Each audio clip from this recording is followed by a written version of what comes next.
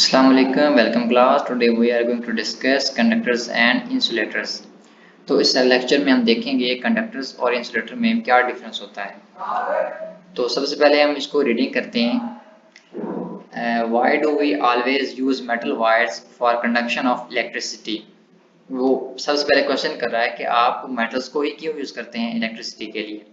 Because they are good conductors of electricity and offer less resistance to the flow of current, क्योंकि ये कम resistance show करते हैं, ठीक है, और अच्छे कंडक्टर्स होते हैं इलेक्ट्रिसिटी के। But how can they conduct electricity with much ease, लेकिन वो इतनी आसानी से कैसे इलेक्ट्रिसिटी को पास करवा लेते हैं। Metals like silver and copper have excess of free electrons which are not held strongly with any particular atom of metals। अच्छा, अब रीजन क्या दे रहा है कि जो मेटल्स है जैसा कि सिल्वर हो गया, कॉपर हो गया, उनके अंदर बहुत ज्यादा फ्री इलेक्ट्रॉन्स होते हैं। वो किसी एक एटम के साथ बाउंड नहीं होते, वो फ्री होते हैं, कभी इस एटम से दूसरे एटम में, दूसरे एटम से तीसरे एटम में फ्लो करते रहते हैं, ठीक है। These free electrons move randomly in all direction inside metals.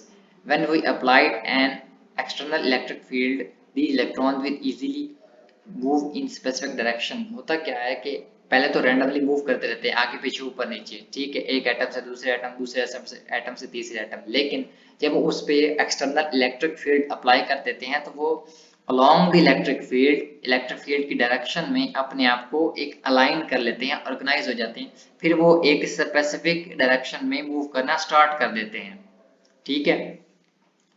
This movement of free electrons in a particular direction under the influence of an external electric field causes the flow of current in metal wires। तो अब वो क्या करेंगे कि क्योंकि हमने electric field apply कर दिया है तो वो इलेक्ट्रिक फील्ड के डायरेक्शन में मूव करना स्टार्ट कर देंगे। जो रैंडमली पहले मूव कर रहे थे अब वो एक डायरेक्शन में मूव करना स्टार्ट कर देंगे, और इसी को हम क्या कहते हैं, करंट कहते हैं, क्योंकि एक डायरेक्शन में फ्लो कर रहे हैं, ठीक है।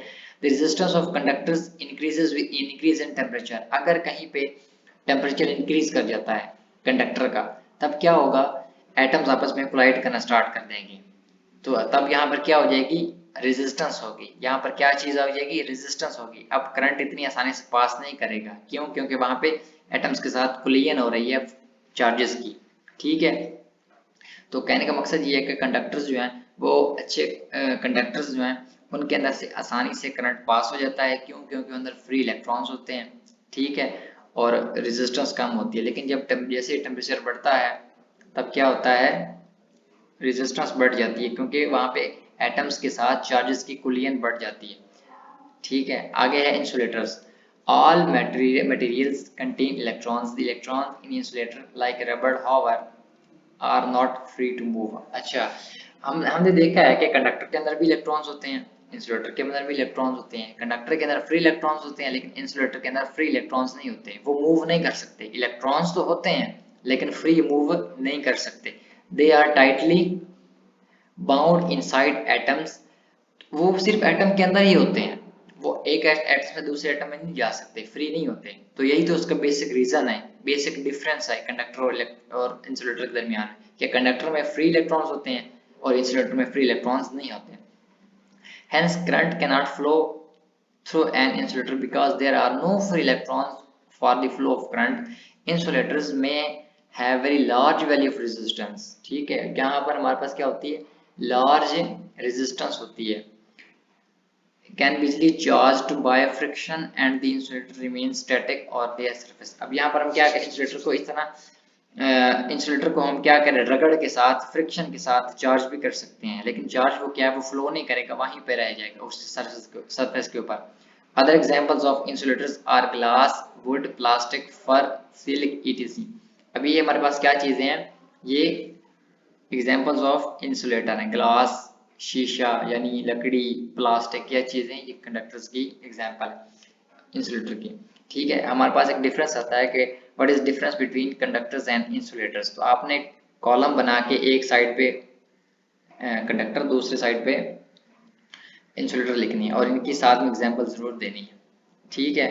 अच्छा, आगे हम देखते हैं 14.9 कॉम्बिनेशन ऑफ रेजिस्टर्स। हमारे पास जैसा कि हमने कैपेसिटर का पढ़ा था, उसी तरह हमारा रेजिस्टर के भी कॉम्बिनेशन होते हैं। पहला सीरीज कॉम्बिनेशन है और दूसरा parallel combination. Resistors can be connected in two ways. हमारे पास दो मेथड्स होते हैं इनको कनेक्ट करने के, एक सीरीज मेथड होता है, एक क्या होता है पैरेलल। तो सबसे पहले हमारे पास क्या है सीरीज कॉम्बिनेशन। अब आप देख सकते हैं सीरीज कॉम्बिनेशन में क्या है, ये एक दूसरे के सीरीज में लगे हुए हैं, ये 1 ये 2 और ये 3 है।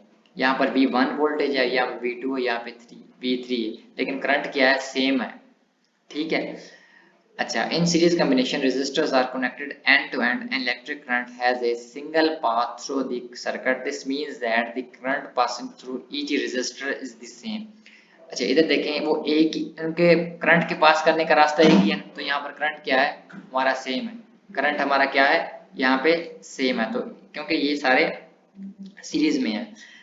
The total voltage in a series circuit divides among the individual resistors to the sum of voltage across the resistance of each individual resistor is equal to the total voltage supplied by the source। अच्छा अब देखें यहाँ पर current जो है एक ही है, इसमें भी वही करंट है, इसमें भी सेम है, इसमें भी सेम करंट, यहाँ पे सेम रहेगा सीरीज कॉम्बिनेशन में।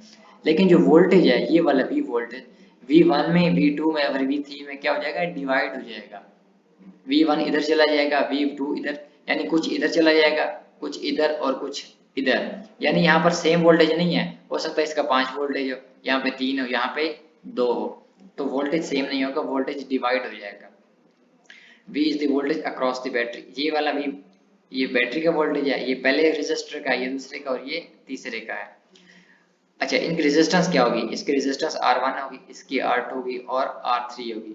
If I is the current passing through each resistor, then from Ohm's law, अब आप देख सकते हैं हमारा ओम लॉ क्या होता है, V is equal to IR, ये V वैसे ही रहा V1 IR1, क्योंकि अब देखो करंट को हमने सेम ले लिया है, हमने I1 या I2 नहीं लिखा क्योंकि करंट सब में सेम है, तो मैं क्या कर रहा हूँ सबको I ले रहा हूँ, I क्या आ जाएगा कॉमन आ जाएगा, पीछे क्या रहेगा R1 plus R2 plus R3। अब ये वाला I जो है इस V के नीचे जाके डिवाइड हो जाएगा, क्या हो जाएगा V के नीचे डिवाइड हो जाएगा, तो क्या बनेगा RE क्या हो जाएगा RE R equivalent resistance of a series combination is equal to the sum of individual resistances of the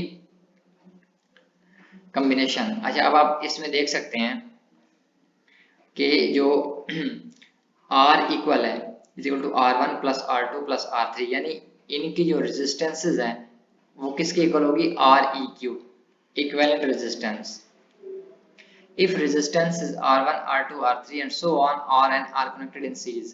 पहले तो हमने तीन रेजिस्टेंसेज लिए थी, लेकिन हम इसमें 100 भी ले सकते हैं, तो Rn मैंने कह दी जनरल कॉम्बिनेशन बना दी। Then the equivalent resistance of the combination will be given by Req is equal to R1 plus R2 plus R3 so on plus Rn।